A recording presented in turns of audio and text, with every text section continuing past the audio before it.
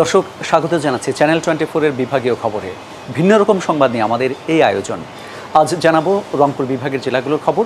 পুরো আয়োজনে আপনাদের সাথে আছি মামুন উর রশিদ।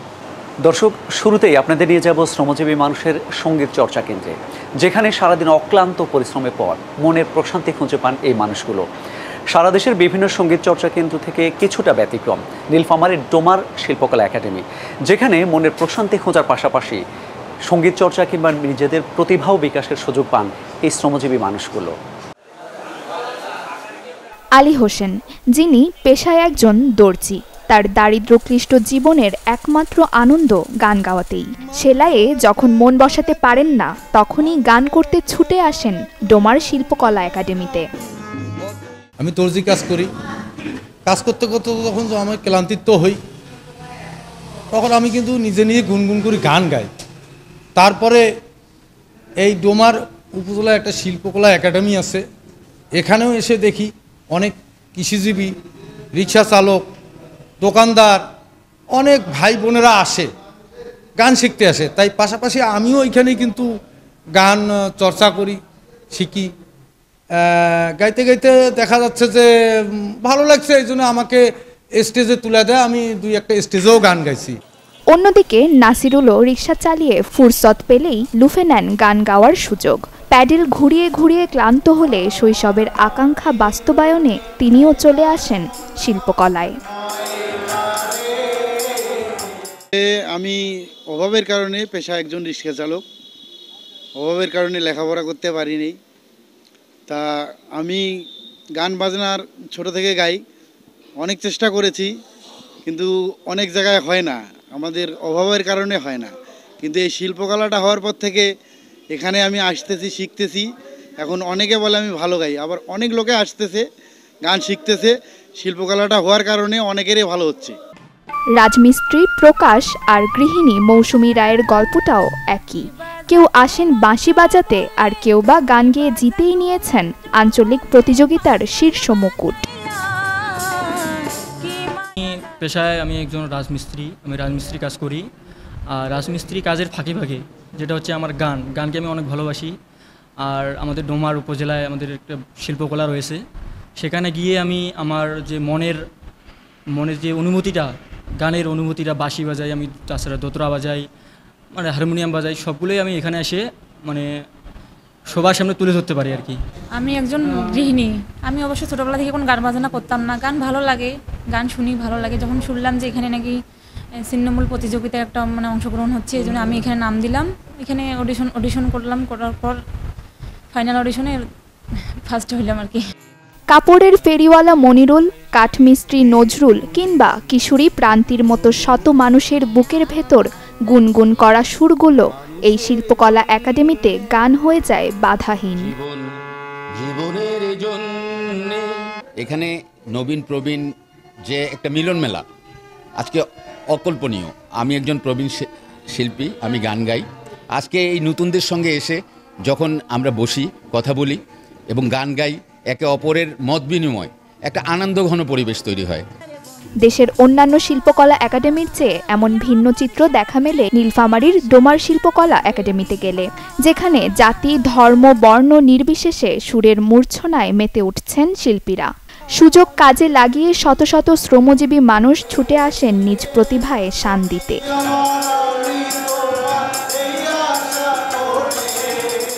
ডোমার উপজেলা শিল্পকলা একাডেমি প্রশিক্ষণ ভবন নির্মাণের পর আমরা দেখতে পাচ্ছি যে এই ডোমার উপজেলায় কিন্তু একটি সাংস্কৃতিক বিপ্লব সাধিত হয়েছে।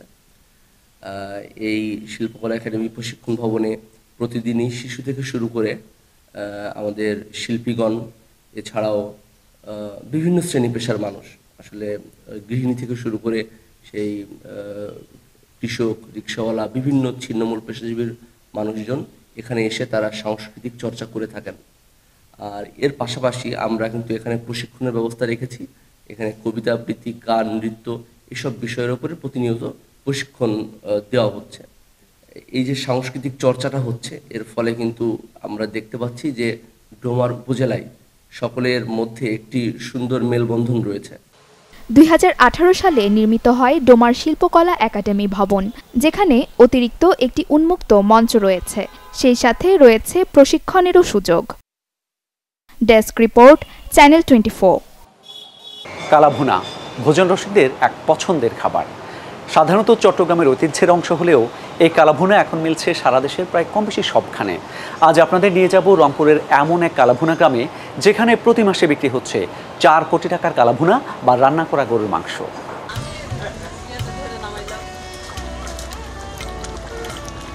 তৈরি হচ্ছে রংপুরের বিখ্যাত কালাভুনা। মাটির চুলার উপর বড় কড়াইয়ের মধ্যে দেয়া হচ্ছে গরুর মাংস। এর সাথে দেয়া হচ্ছে আদা, রসুন, পেঁয়াজ বাটা, শুকনো মরিচ, ধনিয়া, জিরা গুঁড়া, কাঁচামরিচ, লবণ, পেঁয়াজ কুচি ও সরিষার তেল সহ আরও নানা প্রকার মশলা। এরপর সবগুলো মেশানোর জন্য বড় হাতল দিয়ে নাড়াচাড়ার পর দেয়া হচ্ছে জাল। এভাবে নাড়াচাড়া করে জাল দিতে দিতে একসময় মাংসের রং কালো হয়ে তৈরি হচ্ছে কালাভুনা। এই জিভে জল আনা রান্নার চিত্র রংপুরের মিঠাপুকুর উপজেলার নারী জাগরণের অগ্রদূত বেগম রোকেয়ার জন্মভূমি পায়রামন্ত ইউনিয়নের বৈরাগীগঞ্জ এলাকার আম্মাজান হোটেলের। এর পাশেই রয়েছে নিরিবিলি হোটেল, সেখানেও বিক্রি হচ্ছে গরুর মাংসের মজাদার কালাভুনা। এরকম এই এলাকায় প্রায় 10 থেকে 15টি হোটেলে দিনরাত বিক্রি চলে সাদা ভাতের সাথে এই মজাদার রান্না করা মাংস। রংপুরে অনেক কালাভুনার হোটেলও আছে, চুইঝাল হোটেলেও আছে, কিন্তু বৈরাগীগঞ্জের কালাভুনাটা স্পেশাল। চট্টগ্রামে আমরা কালাভুনা খেয়েছি, কিন্তু এই টেস্টটা ওটা ডিফারেন্ট। আপনারাও টেস্ট করে দেখতে পারেন, এখানকারটা অবশ্যই ভালো হবে। আমি ফ্যামিলি নিয়ে আসছি, আর আমার সবাই ফ্যামিলি মেম্বার, ছোটো ভাই, আমার ওয়াইফ, ছেলে, বোন। তো সবাইকে আমি খেয়ে গিয়ে গল্প বলি, তা ওরা বলে যে একদিন দুপুরবেলা আমরাও খাবো সবাই, সেজন্য আশা। হয়তো বা এটা রান্নার মশলাগুলো আলাদা থাকে বা কিছু থাকে, এই জন্যই হয়তো বা টেস্টটা কেন হয় ওরা রান্না করে ওরাই বুঝবে। আমাদের খেয়ে টেস্ট লাগলো, ভালো লাগছে, এই জন্যই আমরা আসছি। স্থানীয়রা বলছেন প্রায় 15 বছর ধরে এই এলাকাটি কালাভুনার জন্য বিখ্যাত। প্রথম দিকে 2-1টি হোটেল থাকলেও এখন এখানে অসংখ্য হোটেল। ক্রেতাদের চাহিদা অনুযায়ী বাড়ছে এই কালাভুনা হোটেলের সংখ্যা। এখানকার মাংসটা খুব সুস্বাদু, মনে হয় উত্তরবঙ্গের প্রতিটা জেলা থেকে এখানে মানুষ আসে। এখানকার মান খুব ভালো, খাওয়ার মান ভালো, পরিষ্কার পরিচ্ছন্ন। আমরা রেগুলার বাইরের থেকে এখানে আসি খাওয়ার জন্য। এখানকার খাবার খুব সুস্বাদু, এই জন্য এখানে আসা হয়। খাবার ভালো এবং সুস্বাদ, মোটামুটি এই কারণেই আসে। এতদিন শুনিয়েছি কালাভুনা কালাভুনা, আমাদের ফাইম ভাই ওই আম্মাজান হোটেলে আমাদেরকে নিয়ে যাচ্ছে। আসলে খেলাম, খুব সুন্দরভাবেই খেলাম, আসলে খুব খাওয়াটা খুব ভালো লাগছে। কালাভুনা আসলে কালাভুনা গ্রাম নামে খ্যাত রংপুরের বৈরাগীগঞ্জে শুধু নিজ এলাকার ক্রেতারাই আসেন না, এখানকার কালাভুনা খেতে আসেন দেশের প্রায় সব জেলার মানুষ। ক্রেতারা বলছেন বিভিন্ন জেলার বিভিন্ন হোটেলে কালাভুনা খেলেও বৈরাগীগঞ্জের হোটেলগুলোর মতো স্বাদ কোথাও পাননি। এ কারণেই কালাভুনা খেতে বৈরাগীগঞ্জে ছুটে আসেন তারা। এবং এদের যে রান্না, এটা স্পেশাল, এটা খুবই সুস্বাদু। আমরা আজকে এফসি মর্নিং গ্লোরি ফুটবল টিমের পক্ষ থেকে আসছিলাম, আমরা 12 জন, এই 12 জন খাইলাম। এদের রান্না ভালো, এদের সার্ভিস ভালো এবং দামও তুলনামূলক কম। খুব ভালো লাগছে, যে খাবার আপ্যায়নটা খুবই ভালো লাগছে আমাদেরকে। দম ফেলানোর সময় নেই এসব কালাভুনা হোটেল মালিকদের। এর ফাঁকেই কথা হয় তাদের সাথে। বিক্রেতারা বলছেন এখানে 2009 সালে শুরু হয় কালাভুনা বিক্রি। সে সময় একটি হোটেলে দিনে বিক্রি হতো মাত্র 2 কেজি গরুর মাংস, আর এখন প্রতিটি হোটেলে বিক্রি 100 কেজির উপরে। প্রথমে যখন আমরা হোটেল চালু করেছিলাম, রাস্তার অপোজিটে আমাদের 2 কেজি করে মাংস গিয়েছিল। এখন প্রতিদিন একটা করে গরুর কালাভুনা লাগে। বাইরে 5 বছর থাকার পরে আসি আমি একটা গালামালার দোকানে। দেওয়ার পরে এখানে অনেকগুলো হোটেল ছিল। ড্রাইভাররা বলে যে ভাই আপনি একটা হোটেল দেন, আপনার হোটেলটা ভালো চলবে। এদের জোরাজোরিতেই মূলত আমার হোটেলটা দেওয়া। হোটেলটা দেওয়ার পরে এরা আসি খাইতে খাইতে, আমার এই লোকাল কাস্টমার যেগুলো আছে রংপুরের বাইরের, এরা আসি খায় দেখতে ভালো লাগছে। লাগার পরে আরেকজনকে বলে এইভাবেই মূলত পরিস্থিতিটা বাড়ছে। এপাশে আপনার জিরা মশলা যে আইটেম, গরম মশলাগুলো ওগুলো সব ইউজ করি। তারপরে কালো ভুনার যে মশলা আছে ওগুলো ইউজ করি সমস্ত। ভালো সয়াবিন তেলটা ইউজ করি, পাম অয়েল ইউজ করি না, এবং সরিষার তেলটা ইউজ করি। করিয়া এক চুলা থেকে নিয়ে আর এক চুলা উঠে, ওইখান থেকেই আর এক চুলায় উঠিয়া ওইখানে কালো ভুনাটা তৈরি। ওইখানে মূলত যারা একবার খাইতে আসে ওরা দ্বিতীয়বার আবার আসে এবং আরও ওদের বন্ধু বান্ধব যেগুলো আছে তাদেরকে বলে। এইভাবে আস্তে আস্তে এটা আমার বাড়ছে। এসব হোটেল ঘিরে কর্মসংস্থান সৃষ্টি হয়েছে এই অঞ্চলের বেকার মানুষদের।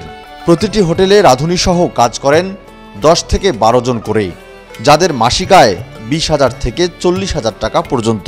এই যে কালো ভুনার স্বাদ, কিন্তু একটা হাতের স্বাদ আছে, হ্যাঁ হাতের স্বাদ আছে। এই অভিজ্ঞতাটা দিয়ে এই কালো ভুনা, এই পাম্পের শাহ আমানত পাম্পে যে কালো ভুনাগুলো হয় তৈরি, এগুলো মনে করো কোথাও আর হবে না।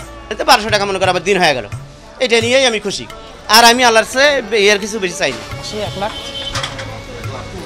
1.5 লাখ ইনকাম করতেছে মাসে, ইনকাম করতেছে। হ্যাঁ মাসে 1 লাখ 1.5 লাখ ইনকাম হয়, এটা অনুবর্য হয়।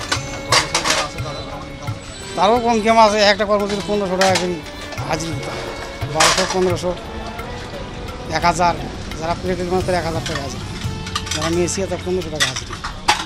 তাছাড়া কুড়িগ্রাম থেকে শেখা গেল, দিনাজপুর থেকে শেখা গেল, এবারে পলাশবাড়ি, গাইবান্ধা, বিভিন্ন রকমের লোক আছে। এবার তো ঢাকা, চিটাগাং, সিলেট এগুলো লোক আছে, গাড়ির লোক আছে।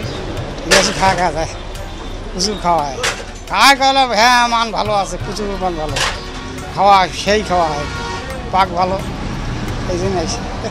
বিক্রেতারা বলছেন, সরকারিভাবে সহজ শর্তে ঋণ পেলে এখানে কালাভুনার হোটেল দিতে উদ্যোগী হবেন আরও নতুন নতুন ব্যবসায়ী।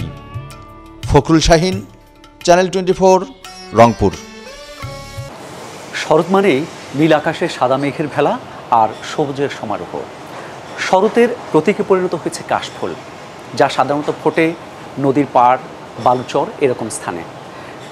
সাদার শুভ্রতা যে কাশফুলের মাঝে থাকে, সেই শুভ্রতা মানুষের মনে দোলা দেয়, ছড়িয়ে দেয় এক অন্যরকম আবহ, যার স্পর্শের জন্য, যার আবেদনে সাড়া দিয়ে মানুষ ছুটে বেড়ান এমন অনেক কাশবনে। আজকে আপনাদের নিয়ে যাব গাইবান্ধার তেমনই এক কাশবনে, যেখানে ছুটে বেড়াচ্ছেন ভ্রমণপ্রেমী, প্রকৃতিপ্রেমী মানুষ। নীল আকাশে সাদা মেঘের ভেলায় চড়ে প্রকৃতিতে আগমন ঘটে শুভ্র শরতের।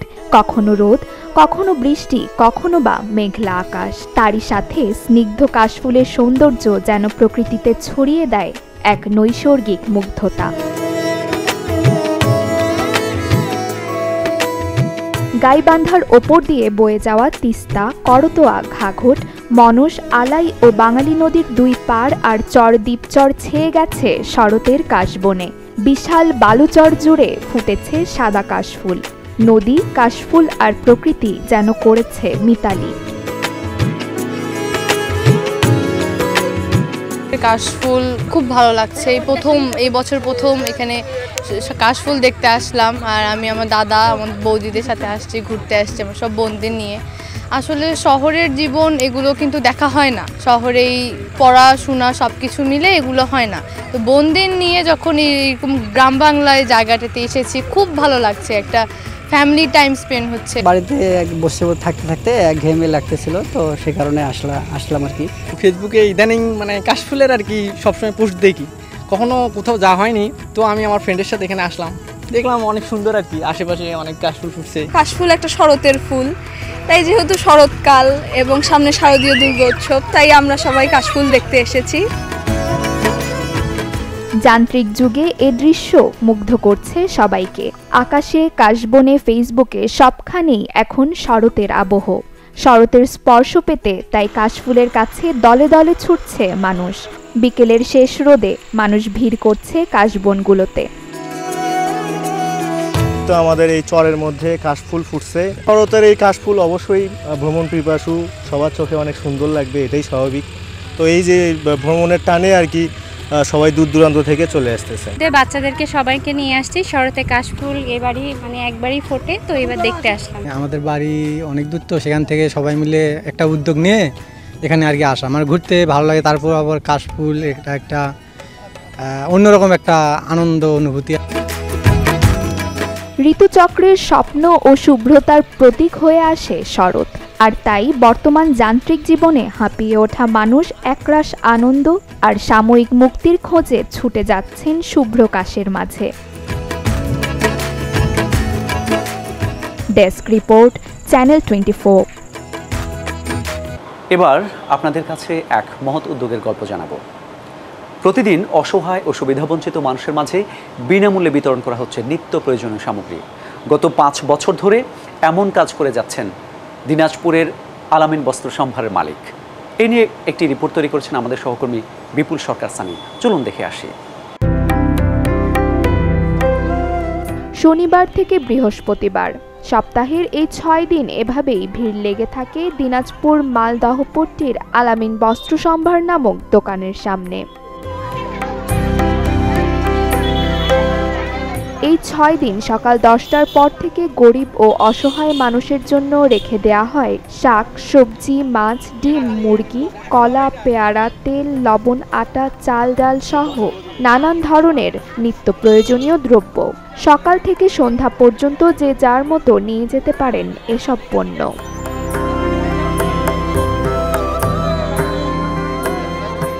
শাক সবজি পাই, ডাটা পাই, পুঁশাক পাই, মাছও পাই, অনেক উপকার পাই, উপকার আমাদের 1 কেজি লবণ নিতে গেলে 20 টাকা লাগে, এখানে পাওয়া যায় পরিমাণ সজনটা উপকার। তারপর আমাদের দাদা ভালো করে দোয়া করি আমরা, কোনো টাকা পয়সা নেয় না, 80 ইনকাম। মাছের অনেক দাম, আমরা কিনে খাইতে পারি না, ওইখানে দেয়, আমরা এইখানে আসি, ওইখানে আসি অনেক উপকার পাই। দিন বিশেষে রাখা হয় ইলিশ মাছ, রুই মাছ, কাতল মাছ, মুরগির মাংস, ডিমের মতো দামি পণ্য। এসব খাদ্য সামগ্রী যারা নিতে আসেন তারা বেশিরভাগই শ্রমজীবী, অসহায় ও সুবিধা বঞ্চিত।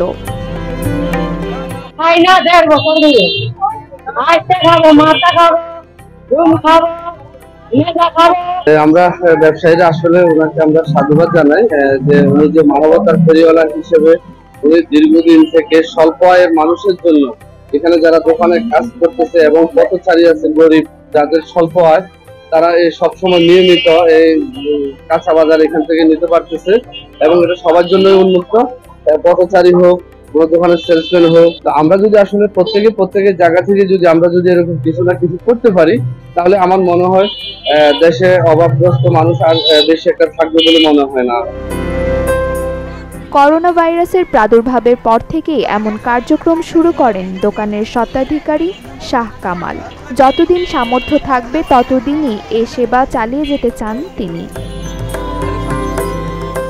আমি বিগত 5 বছর ধরে এখানে গরিব, দুস্থ, অসহায় মানুষদেরকে ফ্রি কাঁচা বাজার বা সবজি বা নিত্য প্রয়োজনীয় যে জিনিসগুলো আছে সেগুলো আমি বিনামূল্যে দেওয়ার চেষ্টা করি এবং দিয়েও আসতেছি। 2019 সালের অক্টোবর থেকে আমি 30 জন লোককে নিয়ে এটা যাত্রা আমার শুরু। এখন মোটামুটি 450 থেকে 500 লোক ডেলি আমার এখানে খায় এগুলো ফ্রি। আমি বিভিন্ন আইটেম যেমন মাছ, ডিম, আটা, তেল, মশলা জাতীয় শাকসবজি, বিভিন্ন রকম জিনিস আমি এখানে দেই। আর পৃথিবীতে সবাই তো মরণশীল, আজ আমি চোখ বন্ধ করলে আমার ব্যবসা প্রতিষ্ঠান পড়ে থাকবে, কেউ না কেউ চালাবে। আসলে মানুষকে খাওয়াইলে কিন্তু করবে না, তৃপ্তি লাগে, আনন্দ পাই, এই জন্যই আমি খাওয়াই। আর এর কোনো মহান উদ্দেশ্য নাই বা কারো কাছে আমি কিছু আশাও করি না। তারপরেও কেউ যদি খুশি মনে আমাকে ডোনেট করতে যায় করতে পারবে, এটা নিয়ে আপত্তি নেই। একজন মানুষ একদিনে শুধুমাত্র একটি পণ্যই নিতে পারেন। নিত্য প্রয়োজনীয় দ্রব্যের পাশাপাশি দোকানের অবিকৃত কাপড়ও দান করেন Shah Kamal. Desk report, channel 24। পঞ্চগড়ে মৃত্যুর পর ঘরের মেঝেতেই দাফন করা হয়েছে আব্দুল মালেক ভান্ডারী নামে এক বৃদ্ধকে। এ নিয়ে এলাকায় শুরু হয়েছে চাঞ্চল্য। মৃতের সন্তানরা বলছেন তাদের বাবার ইচ্ছাতেই এমনটাই করেছেন তারা। দীর্ঘদিন অসুস্থ থাকার পর গেল সোমবার রাতে নিজ বাড়িতে মারা যান 96 বছর বয়সী আব্দুল মালেক ভান্ডারী। ছিলেন চট্টগ্রাম ফটিকছড়ির পীর মাওলানা মজিবুল বশরের ভক্ত, অনুসরণ করতেন তাকে। স্থানীয়রা জানান প্রতিবেশীদের কাছে গোপন রেখে নিজ ঘরে দাফন করা হয়েছে মালেক ভান্ডারীকে।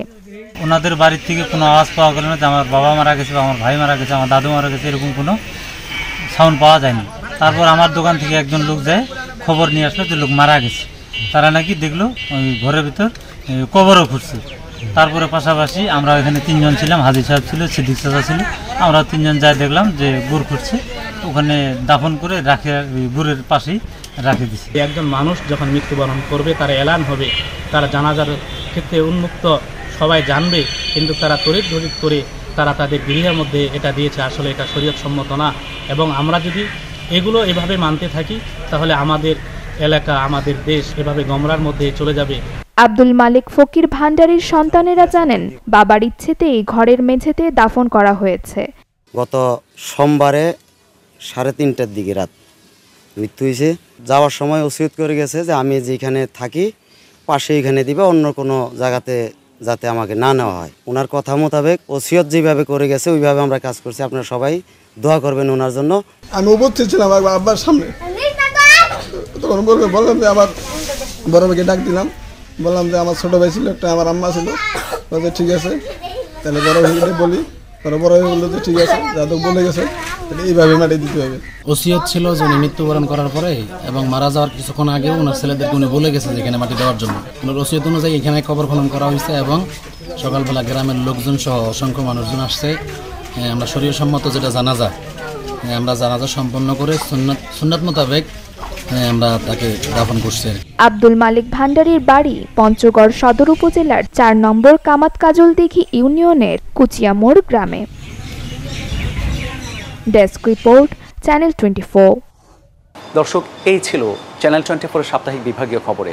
আগামীতে ভিন্ন স্বাদের ভিন্ন গল্প নিয়ে আপনাদের সামনে হাজির হব। ততক্ষণ ভালো থাকবেন, সাথেই থাকবেন।